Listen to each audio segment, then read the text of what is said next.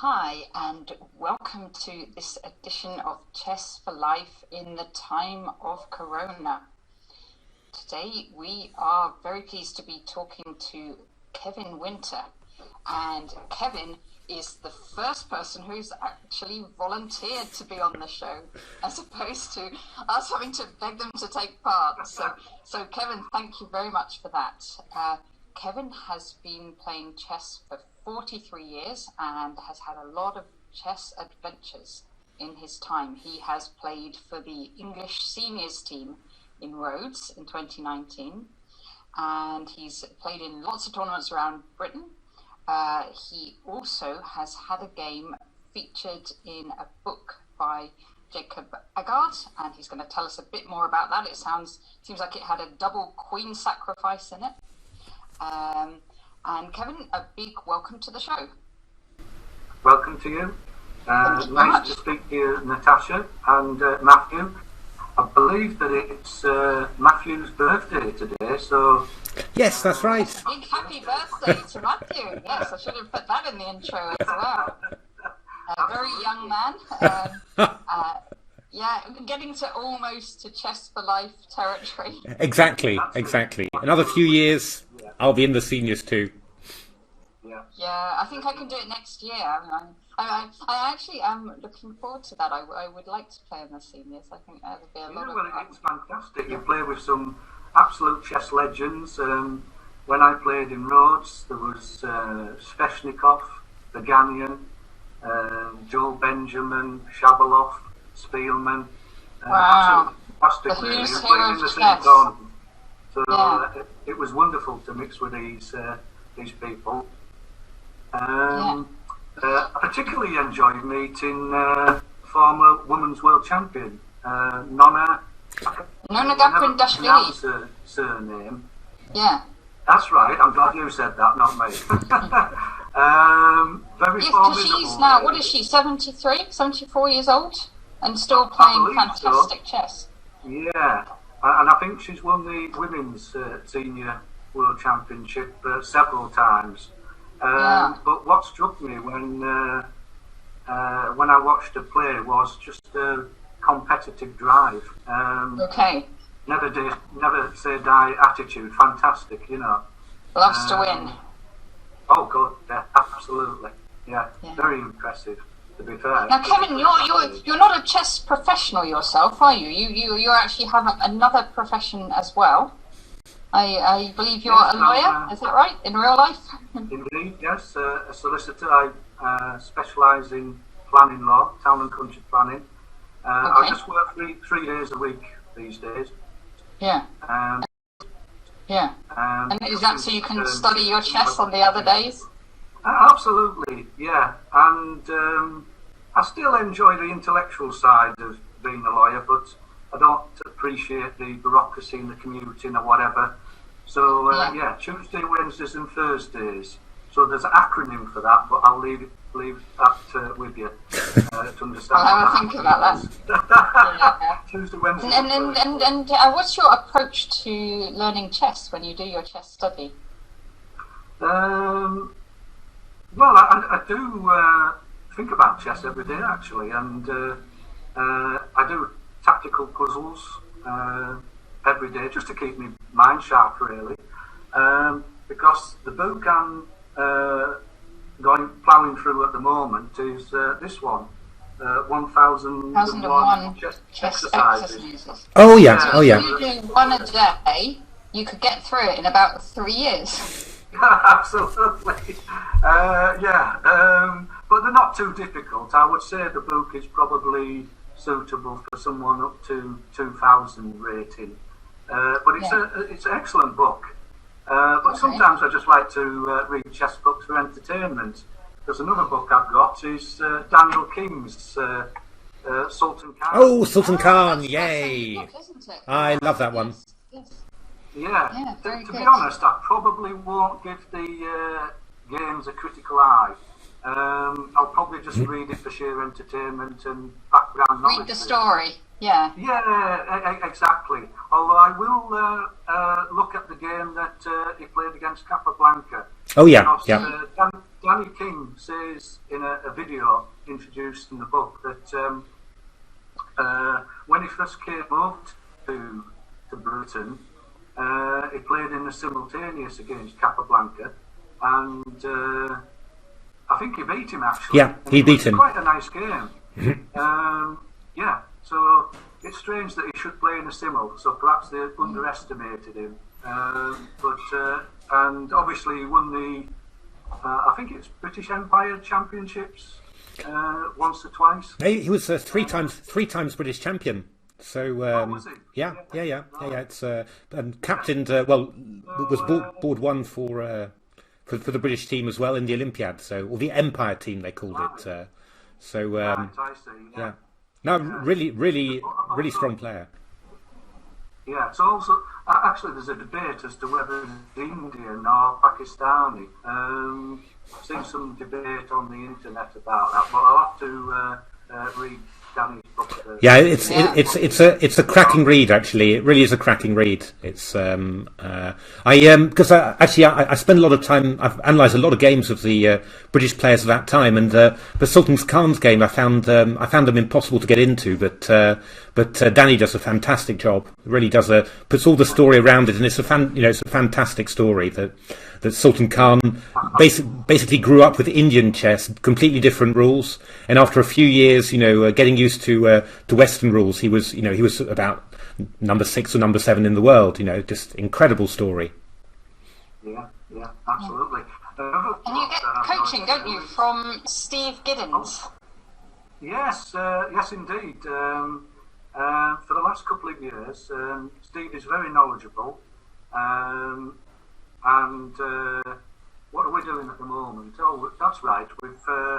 We're covering the world champion. So how can I learn from the world champion? So, for example, last week we went through Steinitz, a couple of Steinitz games. Oh, great. A couple of Lasker games, and I've got a lesson with him on Monday, and we shall cover Capablanca and.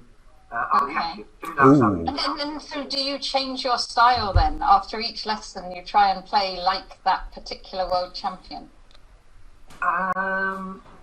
It's a strange one really, because to be honest I think it all adds to my chess knowledge, and I think my chess knowledge is quite extensive, but it's about raising the skill factor, isn't it?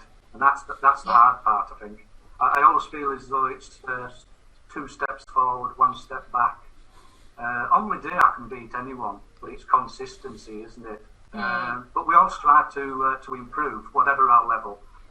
That's right. That's the beautiful thing about chess. At any level, you can improve. In fact, the lower your level, the easier it is to improve. Oh, I don't know about that, because they do say that you can plateau. Why do I play chess? Is it because of the competitive nature? Obviously, I like to get good results. So I like the beauty of the game. I like the history of the game. And to quote your book, chess is for life, really.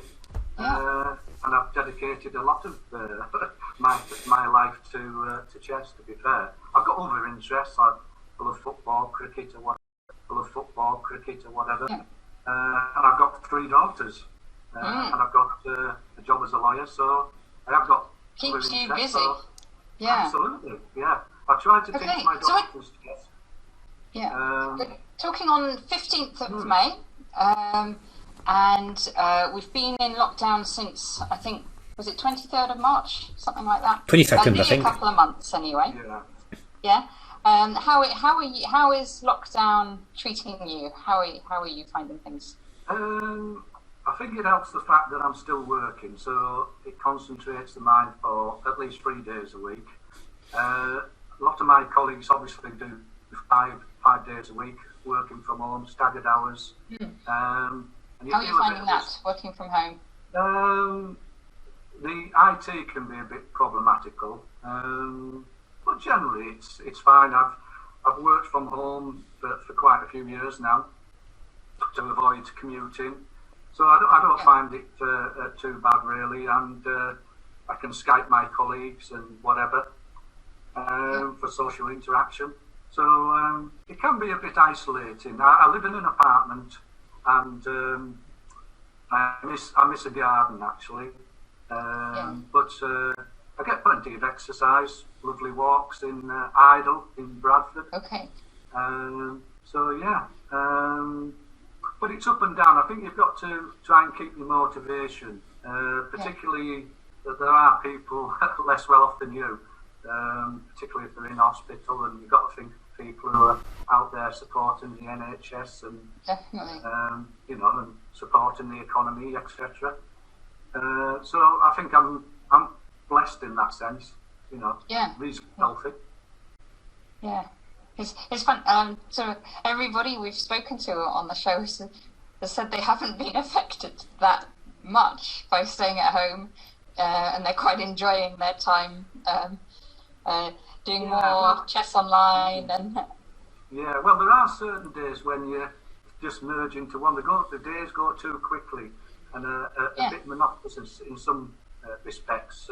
Sometimes it feels as though sleep, exercise, eat, repeat, you know what I mean? Can get a little bit like that. But yes, because you're missing. You would have been playing in the Reykjavik tournament, wouldn't you? You had that scheduled. That's right. I'm very, very disappointed about that. I was looking forward to that, and particularly visiting Iceland. I've got some Icelandic friends that I met on Facebook, and I love attending international tournaments. I've been to Gibraltar 3 times, played in Sicily, played in a tournament in northwestern Sicily, a place called Arique, absolutely fantastic tournament. Okay. A friend of mine said, "Oh, why don't you play in the British Championships?" And I think it was in a seaside resort in Wales for 2 weeks. It was going to cost over £1,000 for accommodation, whatever. And I think it cost me £300 or £400 to have a week in Sicily. Fantastic weather, wonderful tournament, people very, very friendly. So I got the bug. So I played in Riga. You're a chess tourist now. Yeah, absolutely. As Kasparov would say, the chess tourist. Absolutely. So, Riga, Vienna. There was a nice story to that as well, because that was one of the first international tournaments I attended. I played in the Masters. Within 5 minutes of turning up in Vienna at the venue, which was the Viennese Town Hall, which I think you call the Rat House. That's right. And somebody tapped me on the shoulder, said, "Oh, it's Kevin, isn't it? I'm a Facebook friend. My name is Marian Petrov. I'm a Grandmaster from Bulgaria." So we got on famously, and we're still firm friends. And at one point, he was my coach. Okay. But he's married now. He's got other interests. I think he does coaching these days. But very nice chap, and he did win the tournament actually. He had to beat the German champion in the last round with black, and he played a fantastic game. Did he play the Petrov's defence? Absolutely, no, Russian defence. But a really nice chap, and as I say, we still keep touch. And what was nice was that at the end of it, he said to me and a couple of friends, he said, "Well, I've really enjoyed your company, and you really spurred me to win this tournament." I said, "Well, how is that?" And he said, "Well, if you think about it, as a professional chess player, you're spending all the time in your room preparing, you don't really go out, you don't see the city, you're just concentrating on the chess because it's your living. So it was an opportunity to go out with you guys, have a meal, watch football, whatever. So it put me in a frame of mind, and that's why I played some good chess." So that was nice of him to say that. Ah, lovely. Excellent. Okay, and so you've picked a game. If you had to go into self-isolation, you could take one favourite chess game with you that you've played. What game would that be, and why have you chosen it? Ooh, choosing one. To be fair, well, I've played quite a few simos actually. I played Karpov earlier this year in Gibraltar, which was a fantastic experience. Not for the game actually, because it got to the point where all my pieces were on the two back ranks.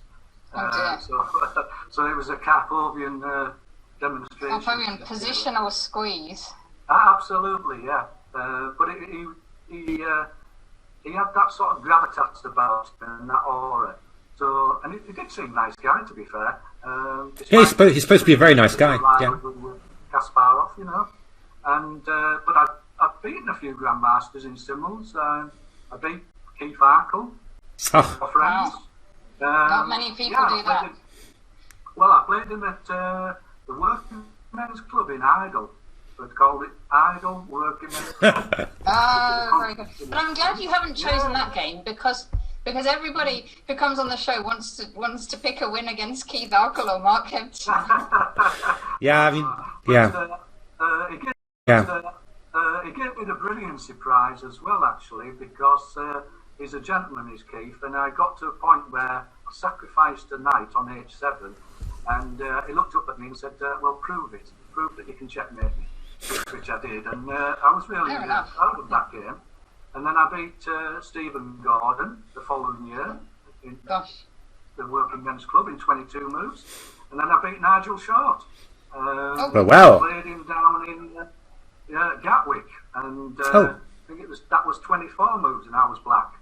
I don't think he was too happy though, losing to me, because he'd done a similar tour, and I don't think he'd lost a single game. Oh! And, when it came down to Gatwick, I beat him, and a couple of children beat him, so he wasn't too happy really. But afterwards we chatted, and I've met him since, and you know, he's got lots of stories to tell, and interesting chap, you know. And I did play David Bronstein as well. Oh, good lord! Many years ago, and that was a symbol organised by my friend Sean Marsh, who you know. Yes, indeed. Sheffield Schools and Communities. And actually, David Bronstein, who played in the World Championship, didn't he, against Bob Pinnock? Yeah. I did the draw. And 12 rule. Yeah. Yeah. Yeah. And in fact, David Bronstein offered me the draw, which I snapped his hand off, and it was a dead draw, to be fair. And he actually said to me, he said, "Oh, well, Spassky played that line." I don't think he was saying that I played like Spassky, but yeah, nice chap, and obviously a chess legend, really. But so I've got lots of wonderful games. But you've selected a game against. Yeah, you've selected a game against Mr. Lawson, haven't you? That's right. Yeah, Caro-Kann. I played Maurice Lawson a couple of years earlier in the Four Nations Chess League, and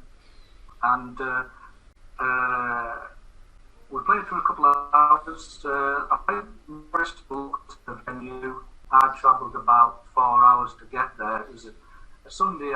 Started at 11 o'clock in the morning, and once when it's played on Sundays, you usually want to get off after the game pretty quickly. But anyway, Maurice played on for probably 2 hours after he should have agreed to draw, to be fair to him, but he's entitled to do that. And so I was a little bit aggrieved that I had a 4-hour drive after playing that game when he probably should have drawn a bit earlier. But be that as it may, you know, he was entitled to do that. I played him again, and obviously I was out for revenge. Quick revenge. Well, it's a game I'm proud of, to be fair. It's a line called the Caveman Caro-Kann, which I believe Shirov has played on occasion, even against Vishy Anand. So it's not just a hacker's opening. So you were feeling in a caveman mood when you were trying to get your revenge. Yeah. Excellent. Yes, indeed. All right, let's see the game. Okay.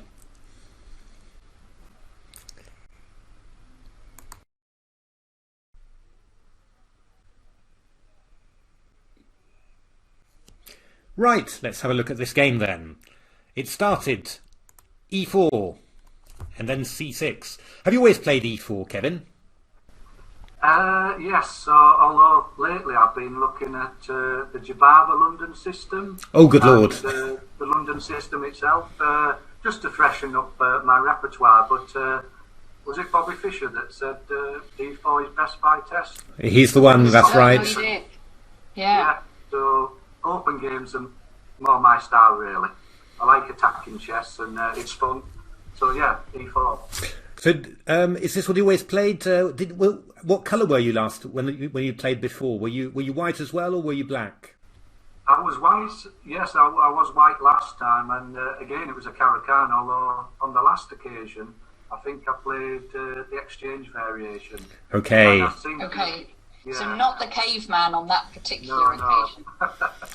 But this time, here comes the advance. So when was this game played, actually, Kevin? There you have me. Probably 3 or 4 years ago now. Okay. Yeah, in the Four Nations Chess League, I think it was. Okay. It's because this line that you played was recommended in a book by Kotronias, actually, the Greek GM. But this was a very long time ago, so I was wondering. Oh, is this the one with G4 and H4? No. Oh, I've played that too. It's crazy, but yeah, you get yeah. I'm not sure about the positions you get. It's a little bit. No, wild. it's not quite that one, Natasha. It's Okay. this goes this goes Oh, this one. H4, Yeah. H5, and now Bishop G5. Yeah. Well, the reason why I played this, I read an article by an American chess player, amateur player, but very keen analyst, and Michael Geller, I think his name was. Okay. And he coined this opening, Caveman Caro-Kann. Okay. And as I say, it's got some pedigree because Alexei Shirov has played it a few times, and some other top grandmasters, and he played it against Vichy and Hand. So a bit later, I'll tell you what Vichy played. Okay. So I like this style, and to be honest, if Morris had played H6, I would have gone G4. And I think there is some venom to that line as well. Yeah, definitely. It's so Queen B6. That's the sharpest attempt, and then you played caveman style Bishop D3. Absolutely.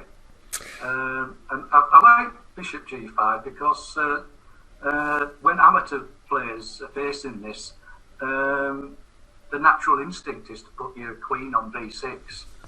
So you're luring the opponent to play Queen B6 and go for that poison pawn. That's right, yeah. And you would think that somebody would smell a rat.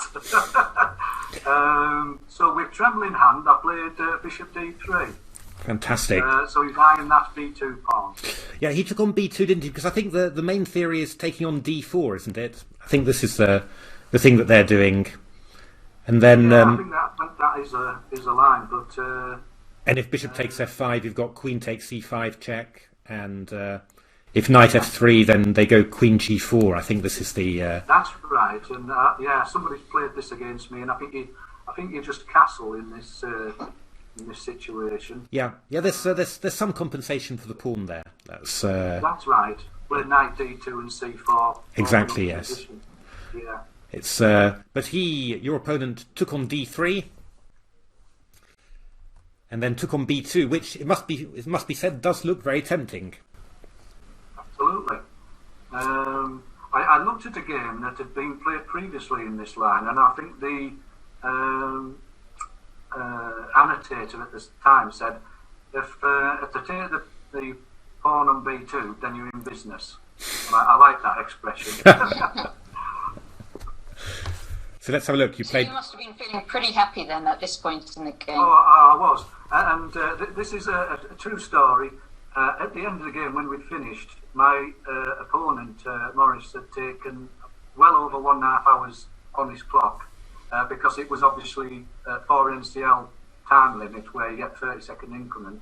And I'd taken, I think, no more than 5 minutes. Oh, wow. Yeah. So... you were keen to get home again. Yeah, absolutely. So yeah, I was pretty pleased he played this. So I prepped that morning for this this particular position, so I knew all the nuances, so I didn't have to think much, really. So E6. E6, sacrificing your rook. Yeah, well, E6, when you put that on the computer, it actually gives black an advantage, 2.9, which is incredible, really, to think that he thinks black is far, far superior. But to me, I think it's quite a thematic move, don't you think? Yeah, no, absolutely. You've got to do it. Yeah. If you've come this far, you've got to keep on going with that attack. Yeah, absolutely. So took on A1. And then this is the key move, isn't it? Queen B3. Yeah, it is. It's a move that you could easily overlook if you're on the opposing side. Yeah. Because black just think, well, it's a free rook, and who can resist that? Indeed. So yeah, Queen B3 is the key. Well, so he wasn't suspicious at all that this was that you were playing your theory that you knew. Well, he seemed to have a poker face, so he probably thought, well, let's see what he's got. See what he's got, absolutely. Yeah. So Queen takes D4, getting the Queen out. That seems to be the drawback to Queen B3, but this is incredibly powerful, isn't it? Queen takes B7. Yeah, absolutely. Threatening checkmate on C8. Indeed. I think the alternative, I think you could play possibly Bishop E3, because as far as I remember, you've got to stop black getting his queen back onto B6 and defending his position. But Queen takes B7 seems eminently sensible to me. Indeed. So he took on E6 just to give his king a little bit of room there. So, and now Bishop E3. Yeah, stopping the Queen from coming to B6. Yeah, that's going to be a very important move. So he went Queen A4, or Queen C4 he went.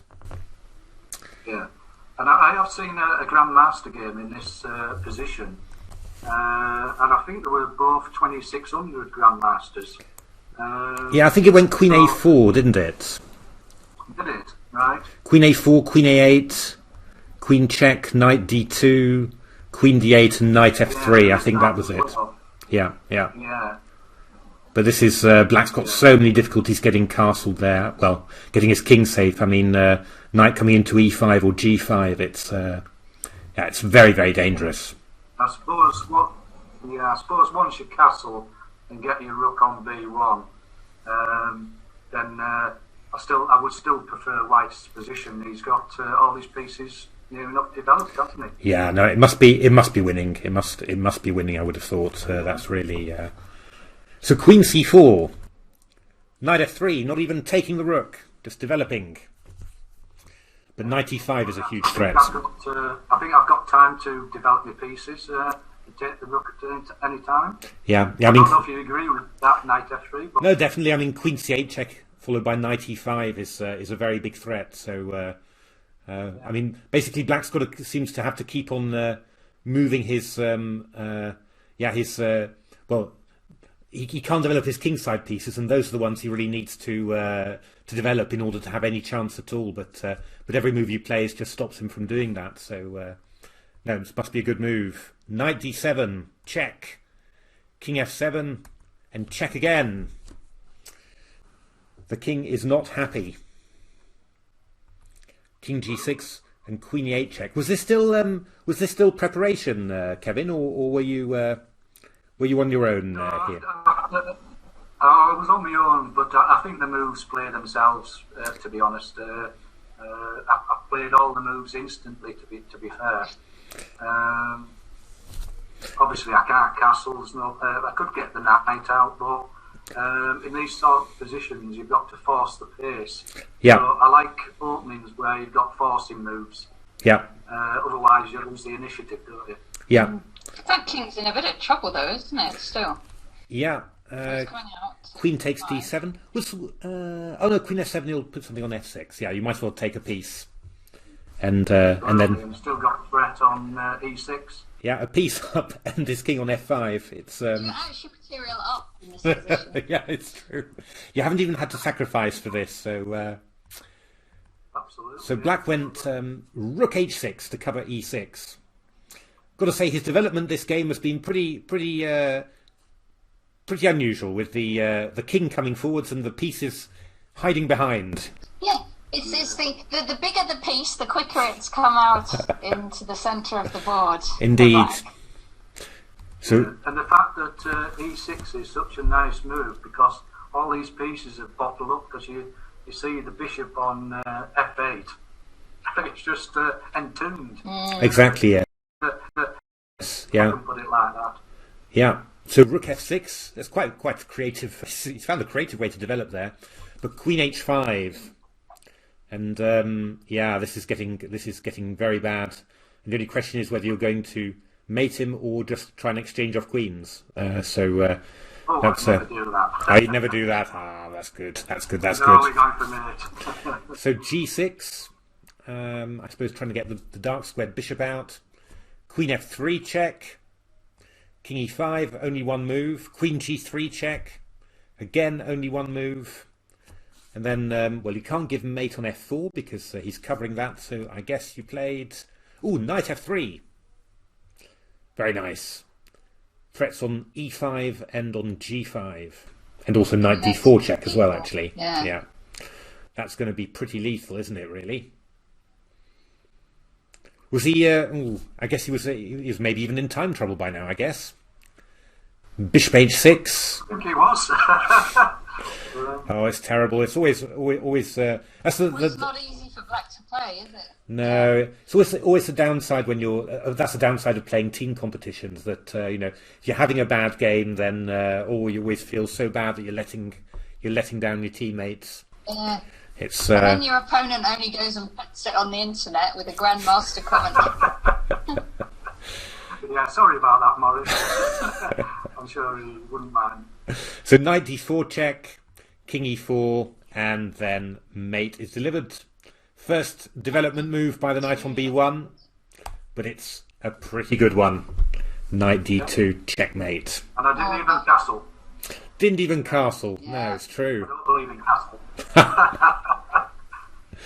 Oh, it's a really nice game. My teammate, very forcing, and one of my teammates said, well, you played like a master there, Kevin. I didn't like to tell him that I'd memorised most of it. You actually did, yeah. But I think it's a nice game, and very nice. Chess. But as I say, if it's good enough to share off, it's good enough for me. Absolutely. Now, it's a very dangerous line, and I think once they take on b2 and you've played e6, then, really, practically speaking, it's a horrific task for black, because you just don't get those kingside pieces developed. And no, it's very, very nice, really nice. Thanks for showing us that game. Yeah. I enjoyed playing it, but the cat's out of the bag now, so nobody's going to take the ball. You've got to watch out, Kevin, because he's going to want revenge the next time you play him. In a very long game. So he's going to take men and grind me down, is he, over many hours? Yeah, absolutely. Yeah. So I enjoyed it. Okay, well, thanks very much indeed, Kevin. That was really nice. Lovely. Thank you. Thank you for being on the show. Yeah, thank you. Appreciate it. And